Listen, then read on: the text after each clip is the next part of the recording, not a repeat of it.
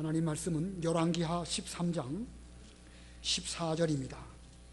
열왕기하 13장 14절, 구약성경 바른성경으로 476페이지, 열왕기하 13장 14절.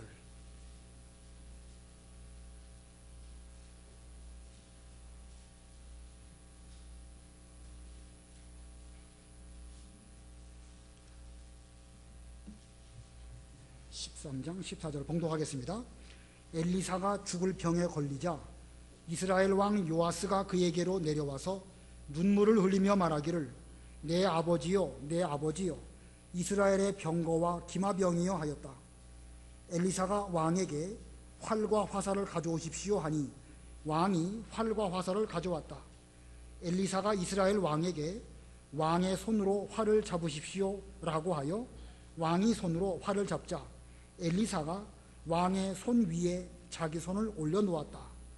그가 말하기를, 동쪽 창문을 여십시오 하니 왕이 창문을 열자 엘리사가 말하기를, 쏘십시오 하자 왕이 활을 쏘았다.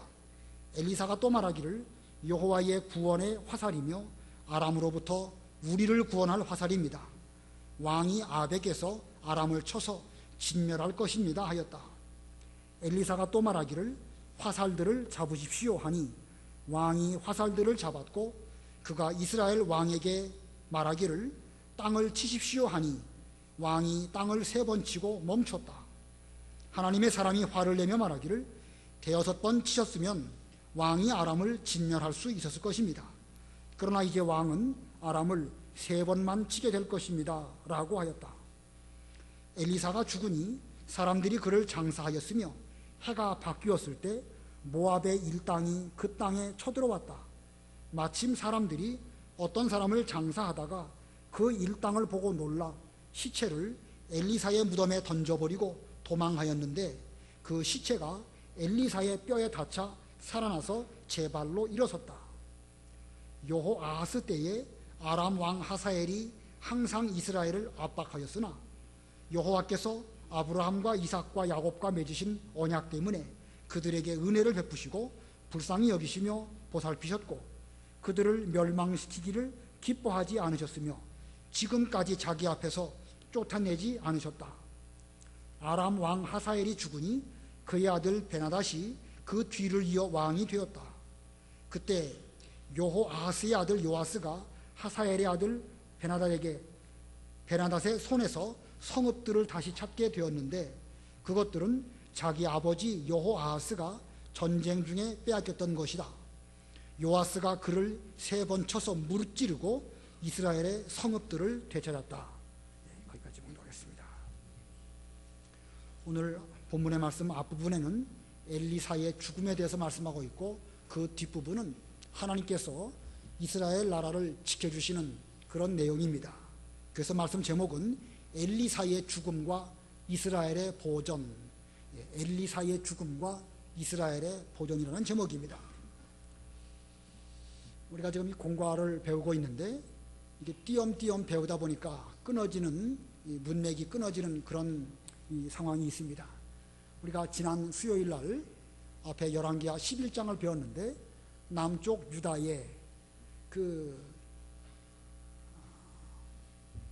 아달랴라고 하는 그 아합의 딸이 그 나라를 섭정을 하고 자기 손자들을 다 죽이고, 그리고 자기가 왕이 되는 그런 무시한 일이 있었지만, 그때에 하나님께서 그 요아스라고 하는 그 어린 아기, 1살짜리 아기를 그 여호세바 그리고 여호야다라고 하는 사람으로 말미암아 6년 동안 하나님의 성전에서 잘 그 양육을 하다가 이제 때가 되어서 그 요아스가 7살 되어서 왕으로 등극하는 내용, 우리가 11장에서 배웠고, 12장에서는 그 요아스 유다 왕이 하나님의 나라 이스라엘을, 유다를 잘 통치한 그런 내용입니다. 그러다가 이제 13장에 들어오면 북이스라엘로 이제 장면이 바뀌게 되는데, 북이스라엘에 여호아하스 왕이 통치하다가 또 그를 이어서 요아스 왕이 또 통치합니다. 요아스 이들은 예후의 집안 후손들입니다. 예후, 여호아하스, 그리고 요아스 이렇게 왕 계통이 내려가게 되는데 오늘 본문 14절에 이르러서 이제 엘리사가 죽는 일이 일어나게 됩니다. 자, 이 엘리사 선지자 얼마 동안 하나님의 선지자로서 사역을 했을까? 그 아합 왕이 있고 아합 왕 뒤에 아하시야, 여호람 이렇게 3대가 또 계속되어지고 그 다음에 예후 왕조로 넘어오면서 예후, 여호아하스, 요아스 이렇게 왕이 쭉 개성이 됩니다. 이름들이 어렵죠? 어려울 뿐만 아니라 남쪽 유다 나라의 왕 이름하고 중첩되는 동명이인들이 있다 보니까 더 헷갈립니다. 그냥 여러 왕들이 지나갔다 뭐 이런 정도만 알으셔도 되는데 이 엘리야가 엘리사에게 기름을 부어서 선자로 세운 때에 그때가 바로 아합 때입니다. 아합 왕 때부터 엘리사 선지자가 선지자로 역할을 했는데 그 아합 왕 이후에 아하시야 왕이 2년, 여호람 왕이 12년, 그리고 예후가 18년, 여호아하스가 17년, 그리고 이제 요아스 왕까지 오게 되는데 요아스 왕 몇 년 때에 엘리사가 죽었는지는 성경에 정확하게 기록되어 있지 않습니다. 이걸 보면 이 엘리사는 한 60년 넘게 선지자로 사역을 하였고 그의 나이는 한 80세나 90세쯤 되는 그런 정도로 추정을 합니다. 그러고 보면 엘리사도 그 시대로 본다고 하면 장수한 사람이지요. 사람이 오래 사는 건 참 좋은 일입니다. 교회의 여러 어르신들 보면 오래 사시는 그것을 괜시리 부끄럽게 여기시는 그런 면이 있는데 그럴 필요 없어요. 하나님께서 복 주시는 것이고 하나님이 생명을 연장시켜 주시는 것이니까 하나님의 은혜로 알고 감사해야 되겠죠.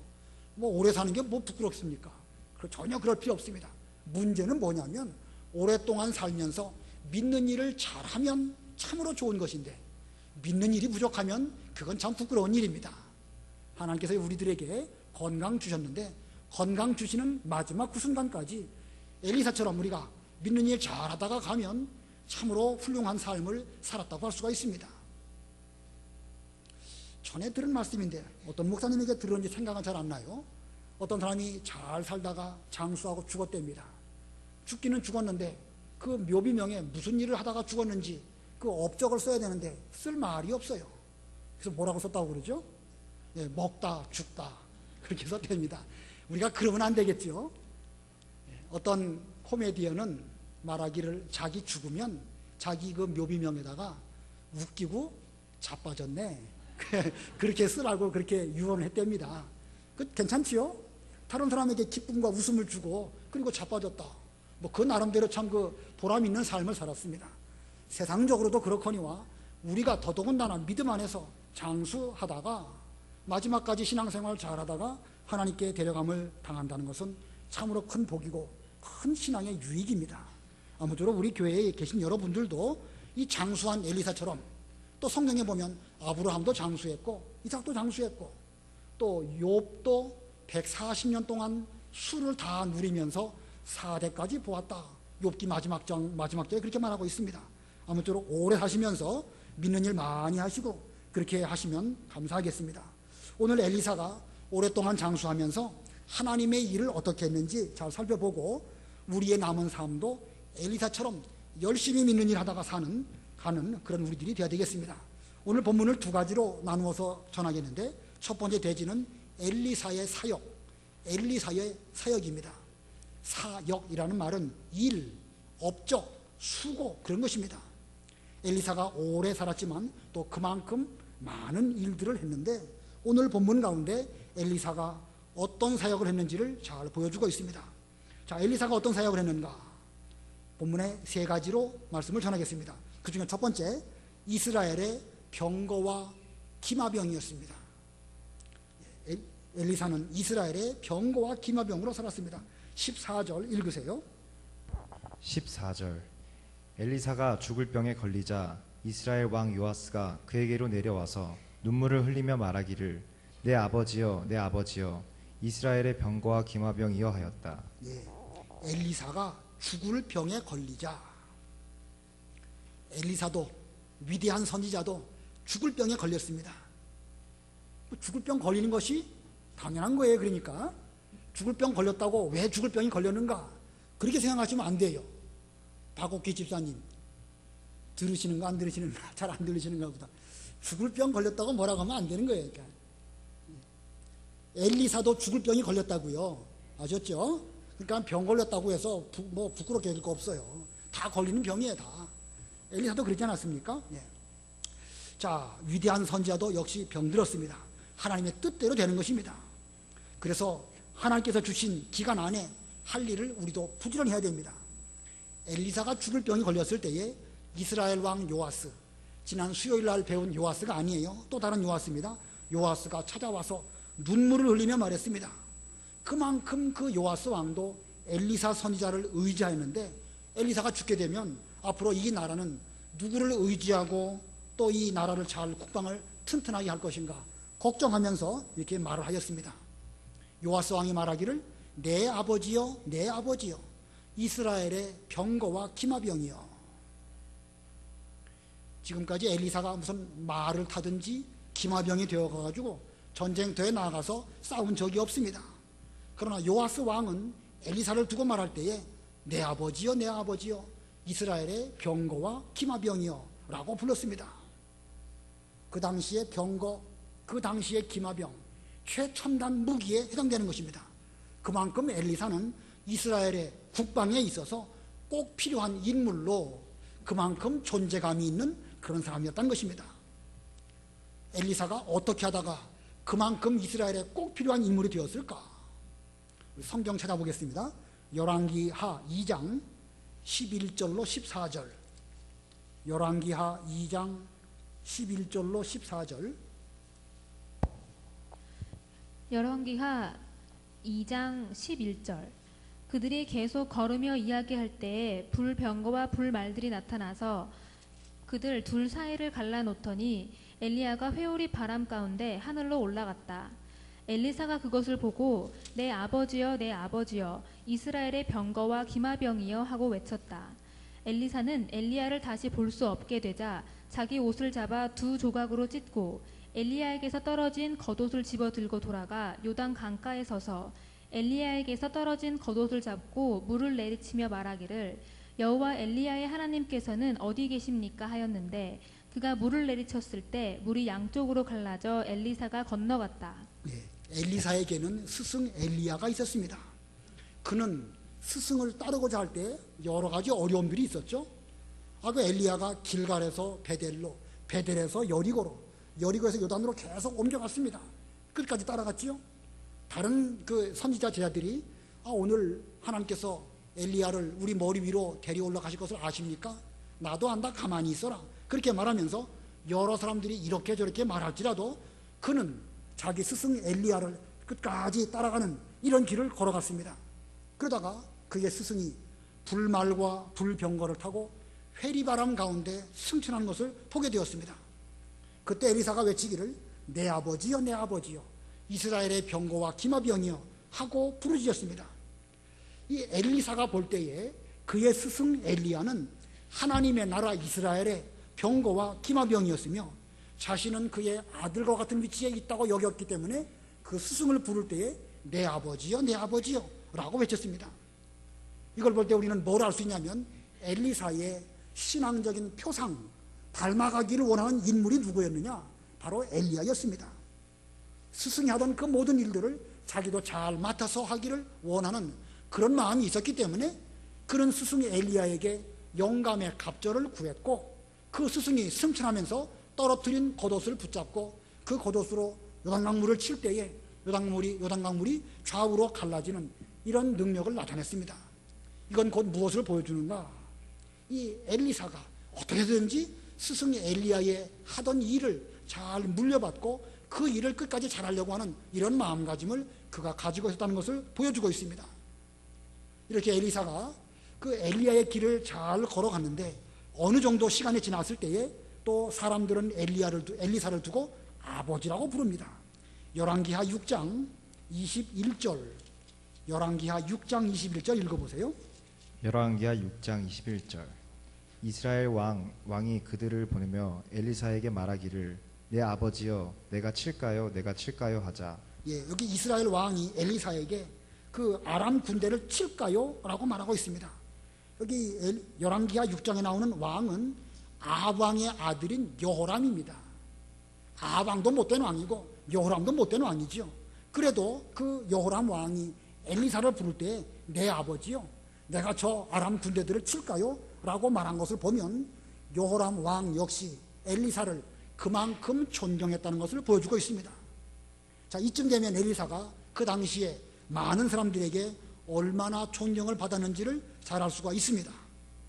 그리고 이제 엘리사가 죽게 된 본문에 와서 비로소 그가 병들었을 때 요아스 왕도 엘리사를 두고 내 아버지요, 내 아버지요, 이스라엘의 병과 마병이요, 이렇게 말하고 있습니다. 이 요아스 왕 역시도 뭐 그렇게 좋은 왕은 아닙니다. 북이스라엘 왕 중에 좋은 왕이 거의 없는데 그래도 그들은 엘리사를 부르면서 이렇게 이스라엘의 병과 기마병이라고 이렇게 불렀습니다. 자, 이를 보면 엘리사는 그의 스승 엘리야를 신앙의 표상으로 삼고 일평생 그 길을 걸어갔기 때문에 엘리사 역시 이스라엘 백성들에게 대하여서 아버지와 같은, 그리고 마병과 기마병 같은 이런 인물로, 위대한 인물로 벼졌던 것입니다. 일생 그 길을 걸어갔기 때문에 그게 가능했던 것입니다. 옛날 중학교 때인가요? 그 국어책에 큰 바위 얼굴 다 기억하시죠? 미국의 나다나엘 호돈이라는 사람이 지은 단편소설 큰 바위 얼굴. 어느 마을의 산에 큰 바위가 있는데 사람의 얼굴 모습을 가지고 있거든요. 전에 내려오는 전설에 의하면 앞으로 저 얼굴 같은 위대한 인물이 이 마을에 나타날 것이다. 자, 그 전설을 기억하는 그 어린 소녀는 그 사람이 언제 올까 하고 부지런히 기다리는데 돈 많이 번 사람이 와도 그 얼굴하고 안 같고, 전쟁에서 승리하고 돌아온 사람도 그 얼굴하고 안 같고, 여러 사람이 지나갔지만 그 같은 인물이 나타나지 않거든요. 그러다가 어느덧 그 어린 소년이 나이 많은 사람이 되었는데 사람들이 그 사람을 보면서 아, 저 사람이야말로 그 큰 바위 얼굴하고 닮았다, 이렇게 말하는 거 다 기억하실 것입니다. 자, 이건 우리에게 뭘 교훈하는 것이지요? 우리가 일생 동안 훌륭한 인품을 표상으로 삼고 그렇게 그런 사람을 기다리면서 닮아가려고 노력하면 어느덧 우리도 그런 길을 걸어갔던 그 사람도 그렇게 훌륭한 인격자가 된다는 것을 보여주는 것인데, 바로 엘리사가 그와 같은 사람이 된 것입니다. 그 스승의 그 제자가 된 것이지요. 오늘날 우리는 예수님의 제자입니다. 우리는 일생 동안 예수님을 신앙의 표상으로 삼고 본받으려고 노력하고 예수님에게 구하고 응답받고 기도하고 계속 이렇게 하다 보면 부족하지만 우리도 얼마만큼은 많이 예수님을 닮아갈 수 있을 것입니다. 아무쪼록 엘리사가 엘리야를 잘 본받아서 이렇게 이스라엘의 마병과 기마병이 된 것처럼 우리는 이 시나 오늘날 예수님을 스승으로 삼고 잘 본받아서 일평생 갈고 닦아서 예수님 같은 인격을 함양하는 우리 모두들이 다 되어야 되겠습니다. 그 다음에 두 번째 사역, 엘리사의 사역 두 번째는 이스라엘의 구원을 예언함. 이스라엘의 구원을 예언함. 본문 15절로 17절까지 읽어보세요. 15절. 엘리사가 왕에게 활과 화살을 가져오십시오 하니 왕이 활과 화살을 가져왔다. 엘리사가 이스라엘 왕에게 왕의 손으로 활을 잡으십시오라고 하여 왕이 손으로 활을 잡자 엘리사가 왕의 손 위에 자기 손을 올려놓았다. 그가 말하기를 동쪽 창문을 여십시오 하니 왕이 창문을 열자 엘리사가 말하기를 쏘십시오 하자 왕이 활을 쏘았다. 엘리사가 또 말하기를 여호와의 구원의 화살이며 아람으로부터 우리를 구원할 화살입니다. 왕이 아벡에서 아람을 쳐서 진멸할 것입니다 하였다. 엘리사가 요아스 왕에게 활과 화살을 가져오십시오 하고 말하니까 왕이 이제 갖고 왔습니다. 왕의 손으로 활과 화살을 잡을 때에 엘리사가 그 손 위에다가 엘리사 선자의 손을 올려놓았습니다. 요즘으로 말하면 안찰하듯이 머리에 손을 올린 것은 안수라고 하고, 이게 어떤 상처 부위에 손을 대는 것을 안찰이라고 하죠. 마치 안찰하듯이 이렇게 손을 그 왕의 손에 대고, 그리고 동쪽 창문을 열고 동쪽 창문으로 화살을 쏘십시오 라고 하니까 활을 쏘았습니다. 자, 앞으로 동쪽에 있는 아람 나라가 이스라엘을 쳐들어오게 될 것인데, 지금 화살을 동쪽으로 쏜 것처럼 앞으로 요아스 왕이 아벡에서부터 그 아람 나라를 쳐서 진멸할 것입니다. 이렇게 예언을 했습니다. 그 예언을 행동으로 표현한 것이죠. 그래서 이스라엘의 구원을 그는 죽는 그 시점에서까지도 이 요아스 왕에게 예언을 했습니다. 그리고 이제 18절과 19절 또 읽으세요. 18절 엘리사가 또 말하기를 화살들을 잡으십시오 하니 왕이 화살들을 잡았고 그가 이스라엘 왕에게 말하기를 땅을 치십시오 하니 왕이 땅을 3번 치고 멈췄다. 하나님의 사람이 화를 내며 말하기를 대여섯 번 치셨으면 왕이 아람을 진멸할 수 있었을 것입니다. 그러나 이제 왕은 아람을 3번만 치게 될 것입니다 라고 하였다. 예, 이 요아스가 화살들을 왕에게, 이 엘리사가 왕에게 화살들을 잡게 하고 그것으로 땅을 치라고 했습니다. 자, 그것도 그 구원의 화살로 아람을 쳐서 다시 이스라엘을 이 아람으로부터 구원할 것을 예언하는 말씀으로 그 화살로 땅을 치시오라고 쳤습니다. 자, 그랬더니 그 요아스 왕이 땅을 3번 치고 멈췄습니다. 자, 여기에 문제가 있습니다. 요아스가 땅을 3번 칠 것이 아니라 여기서 한 5번 쳤다고 하면, 혹은 그보다 더 많이 쳤다고 하면 그 아람 나라를 완전히 진멸할 수 있었을 것인데 3번밖에 안 쳤기 때문에 결국은 3번만 아람을 물리칠 것이라고 이 엘리사가 그렇게 예언을 하였습니다. 자, 본문에서 우리에게 주시는 교훈이 무엇일까? 본문에서 우리에게 주는 교훈은 아무리 위대한 선지자 엘리사가 여러 가지로 암찰과 예언을 했다 할지라도 본인의 노력이 부족하다고 하면 결국은 노력한 만큼만 얻을 수 있다는 것을 본문이 우리에게 보여주는 것입니다. 엘리사 선지자의 암찰이니까 얼마나 위대한 암찰입니까? 위대한 선지자가 암찰해 주었으니까, 또 그 선지자의 예언이니까 참으로 반드시 이루어질 것입니다.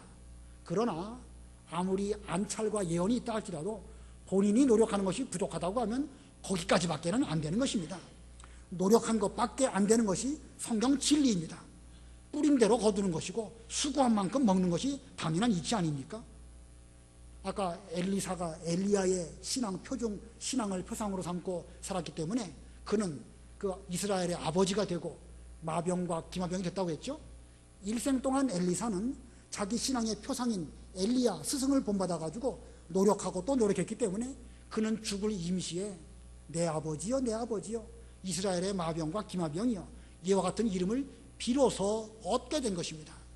엘리사도 그냥 세월 지나가고 그냥 보내서 이렇게 된 것이 아니고 그 역시도 부지런히 노력하고 영감의 갑절을 위해서 노력했기 때문에 그와 같은 차원에까지 이르게 된 것입니다. 근데 이 요아스 왕은 이런 선지자의 예언이 있고 암찰이 있었음에도 불구하고 좀 적극적으로 해야 되는데 적극성이 부족하다 보니까 결국은 이렇게 되고 만 것입니다. 그러므로 우리도 이 본문을 통해서 좀 믿는 일에 있어서 적극적으로 하려고 하는 이런 마음가짐을 가져야 됩니다. 우리 모두는 예수님을 믿고 구원을 얻어서 하나님의 자녀가 되었습니다. 우리 모두 다 천국에 들어갈 수 있는 이런 자격을 얻었는데, 그러나 천국에 들어간다고 해서 여러분 모두가 다 획일적으로 똑같습니까? 결코 그렇지 않습니다. 모두가 획일적으로 똑같지 않습니다. 거기에는 큰 자도 있고 작은 자도 있다고 말씀하고 있습니다. 잘 아시는 말씀이지만 찾아보겠습니다. 마태복음 5장 19절. 마태복음 5장 19절. 마태복음 5장 19절. 그러므로 누구든지 이 계명들 가운데 가장 작은 것 하나라도 버리고 사람들을 그렇게 가르치는 자는 하늘나라에서 가장 작다고 불릴 것이다. 그러나 누구든지 그것을 행하고 또한 가르치는 자는 하늘나라에서 크다고 불릴 것이다. 예, 성경 말씀은 1.1획도 버릴 것이 없습니다. 지극히 작은 것 하나라도 지키며 행하는 자는 큰 자가 되겠지만 그걸 우습게 여기고 그대로 행하지는 않으면서 가르치기만 잘한다고 하면 하늘나라에서 지극히 작은 자라고 불릴 것이라고 말씀하였습니다. 좀 지나가서 마태복음 11장 11절로 12절. 마태복음 11장 11절. 내가 진정으로 너희에게 말하니 여자들에게서 태어난 자들 가운데 세례자 요한보다 더 큰 이가 일어난 적이 없다. 그러나 하늘나라에서는 가장 작은 자라도 그보다 더 크다.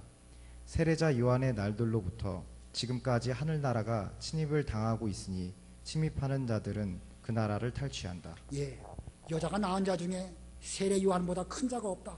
그만큼 진리를 많이 깨닫고 그만큼 하나님을 위해서 일생을 헌신하였기 때문에 그런 큰 자라고 말하였습니다.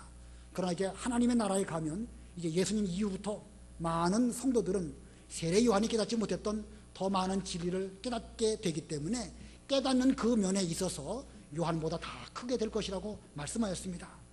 그러므로 우리는 이 많은 진리를 깨닫는 것만큼 우리는 좀 노력하고 적극적으로 수고해서 주 앞에 갔을 때에 큰 자가 되도록 노력해야 될 것입니다. 사람이 세상에서도 작은 것 때문에 되기도 하고 안 되기도 하죠. 무슨 고시를 본다든지 시험을 본다든지 여러 가지 일들이 많이 있는데 그 조금의 노력이 어떤 합격하기도 하고 부족한 조금의 노력 때문에 또 떨어지기도 하는 것입니다. 이 요아스 왕도 3번에다가 좀 더 손을 움직여서 몇 번만 더 했다고 하면 좋았을 뻔했는데 그 몇 번이 부족하기 때문에 아람을 진멸하지 못했습니다. 그와 같이 우리들도 오늘날 우리에게 주어진 기회, 오늘날 우리에게 주어진 힘을 다해서 하나님의 구원운동에 적극적으로 동참하는 그런 마음으로 우리도 이 요아스 왕이 화살로 땅을 친 것처럼 그런 마음가짐으로 땅을 치는 그런 우리가 되어야 됩니다. 우리에게 주어진 기회, 우리에게 주어진 힘, 이거 언제까지 계속될지 알 수가 없습니다. 1년 동안 더 연장시켜 주실지 10년 동안 기회를 주실지 아니면 오늘 밤에라도 주께서 오라고 하시면 가야 될 우리들입니다. 기회 주시고 힘 주시는 대로 우리에게 주신 바 구원의 화살로 믿는 일에 더욱 힘쓰는 우리 모두가 되어야 되겠습니다. 피 흘리기까지 싸우라고 그랬죠. 죄와 더불어 불의와 더불어 우리는 계속 정신을 차리고 적당히 이렇게 싸워가지고 반드시 이겨야 됩니다. 적당하게 타협하든지 가다가 멈추든지 그러지 말고 끝까지 싸우는 우리가 되어서 우리가 선을 행하다가 낙심하지 말지니 피곤하지 아니하면 때가 이름에 거두리라 하신 말씀대로 우리의 이 구원운동 큰 자가 되기 위한 수고를 끝까지 잘 해야 되겠습니다. 그 다음에 세 번째, 엘리사의 사역 세 번째는 엘리사는 죽었어도 시체를 일으킴. 엘리사는 죽었어도 시체를 일으킴. 본문 20절, 21절 읽어보세요. 20절 엘리사가 죽으니 사람들이 그를 장사하였으며 해가 바뀌었을 때 모압의 일당이 그 땅에 쳐들어왔다. 마침 사람들이 어떤 사람을 장사하다가 그 일당을 보고 놀라 시체를 엘리사의 무덤에 던져버리고 도망하였는데 그 시체가 엘리사의 뼈에 닿자 살아나서 제 발로 일어섰다. 예, 엘리사 역시 죽었습니다. 그리고 장사한 지 1년이 되었습니다. 해가 바뀌어서 모압 사람들 어떤 그 일당들이 이스라엘 땅을 쳐들어왔습니다. 자, 쳐들어온 그 임시에 어떤 사람이 죽어가지고 그 시체를 장사하기 위해서 사람들이 엘리사의 무덤 근처에 이렇게 그 시체를 가지고 왔는데 갑자기 모압의 일당들이 나타나니까 미처 장사를 하지 못하고 그냥 그 시체를 엘리사의 무덤에 던져버리고 그냥 뿔뿔이 도망가고 말았습니다. 그런데 죽은 그 시체가 엘리사의 죽은 그 뼈에 닿으니까 그가 살아나서 제 발로 일어섰다. 부활했단 말이죠. 참 난해한 성경 구절입니다.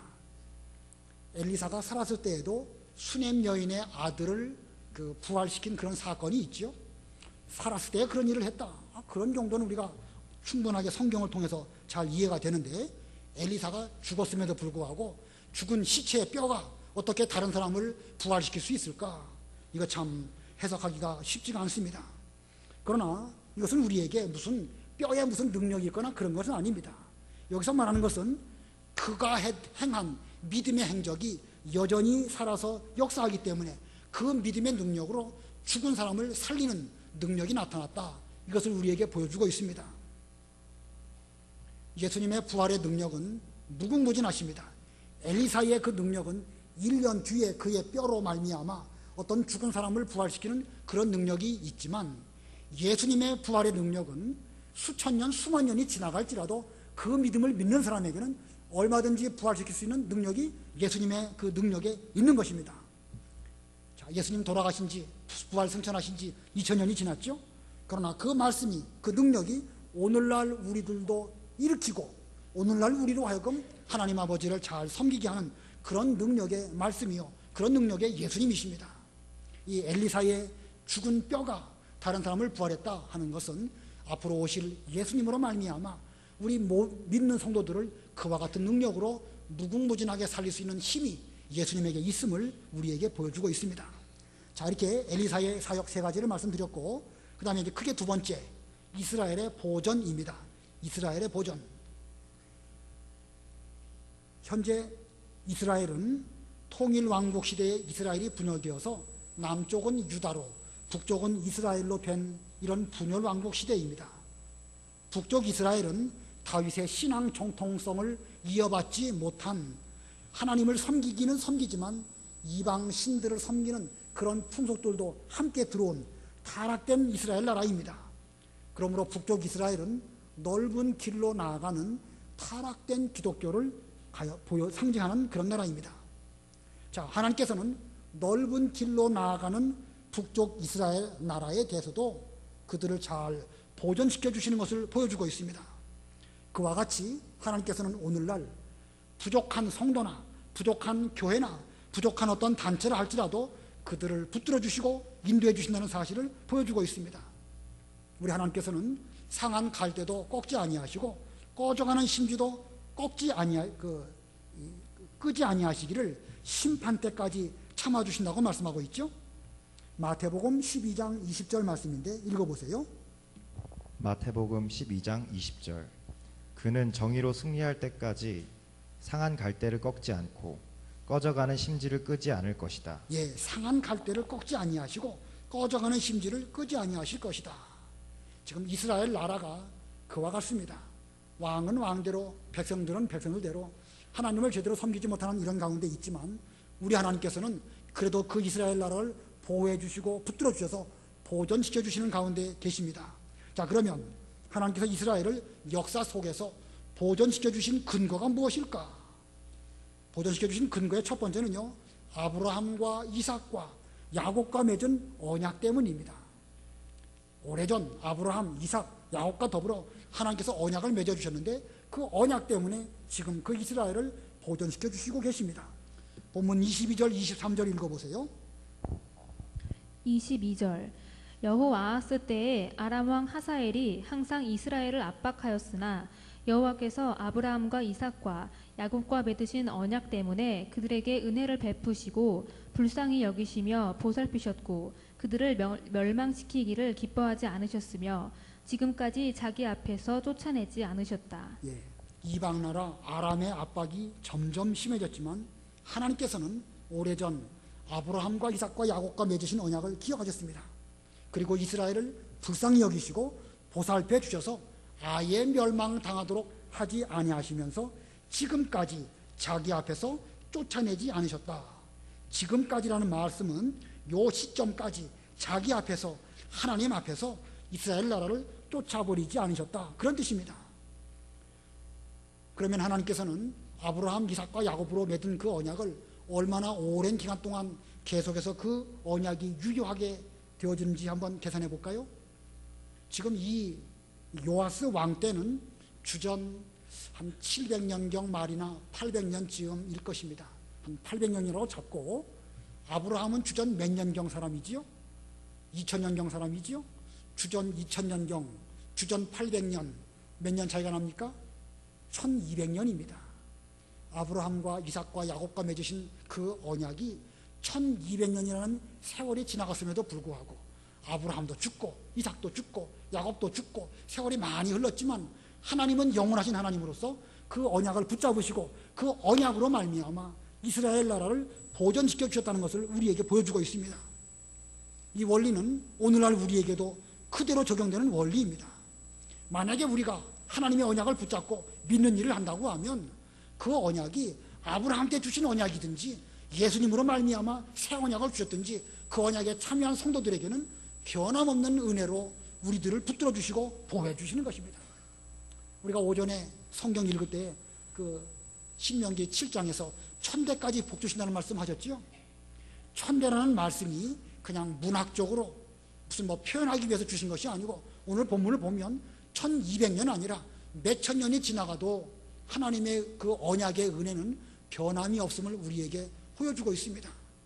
우리가 이렇게 예수 믿고 구원받은 것은 오래전 우리 신앙의 선진들이 하나님과 맺으신 그 언약의 그 능력으로 우리에게 임하는 것인 줄로 알아야 되겠습니다. 그 다음에 두 번째로 하나님께서는 왜 이스라엘을 보존시켜 주셨는가?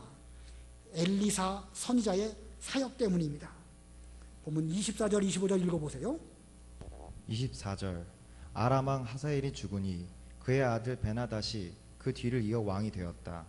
그때 여호아스의 아들 요아스가 하사엘의 아들 베나닷의 손에서 성읍들을 다시 찾게 되었는데 그것들은 자기 아버지 여호아스가 전쟁 중에 빼앗겼던 것이다.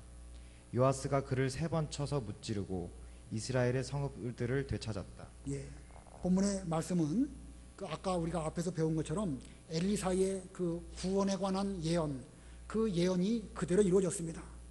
엘리사 선지자는 자기가 죽는 그 순간까지도 이스라엘 나라를 위해서 하나님께 기도하였고 구원이 잘 이루어지기를 바라면서 하나님께 이와 같이 예언을 드렸는데 그 예언이 그대로 이루어져서 이 요아스 왕이 그 아버지 여호아하스 때에 아람에게 빼앗겼던 여러 성읍들을 다시 되찾아오는 이런 일이 일어나게 되었습니다. 자, 여호아하스 때에 아람 왕 하사엘에게 빼앗겼던 성읍들을 그 아들 요아스가 이제 그 하사엘의 아들인 베나닷 왕에게로부터 빼앗아 온 것입니다. 자, 이거 보면 아브라함과 맺은 그 하나님의 언약도 중요하지만 그 언약 안에서 그 당대의 엘리사가 얼마나 힘을 써서 하나님의 나라를 위해서 기도하고 예언했는데 그 예언대로 그대로 성취된 것을 우리에게 보여줍니다. 그러므로 언약도 언약이고 옛날에 우리 그 신앙의 조상들과 맺으신 언약도 중요하지만 오늘날 우리가 얼마나 노력하느냐 그 노력 여부에 따라 가지고 하나님은 우리에게 성읍들을 빼앗기기도 하시고 다시 찾아오기도 하시고 여러 가지 일들을 우리에게 나타내 주시는 하나님이십니다. 그러므로 우리는 오늘날 우리에게 좋은 신앙적인 전통을 물려주신 믿음의 선진들의 그 전통을 잘 본받아야 되겠지만 동시에 여기서 힘써서 우리도 노력하고 엘리사와 같이 자기 사역을 살아있는 기간 동안 열심히 잘해서 우리로 말미암아 하나님의 일도 잘 되어지고 하나님의 교회가 잘 세워져 나가도록 그렇게 될 것입니다. 각자 말씀을 생각하시고 잠깐 동안 기도하시기 바랍니다.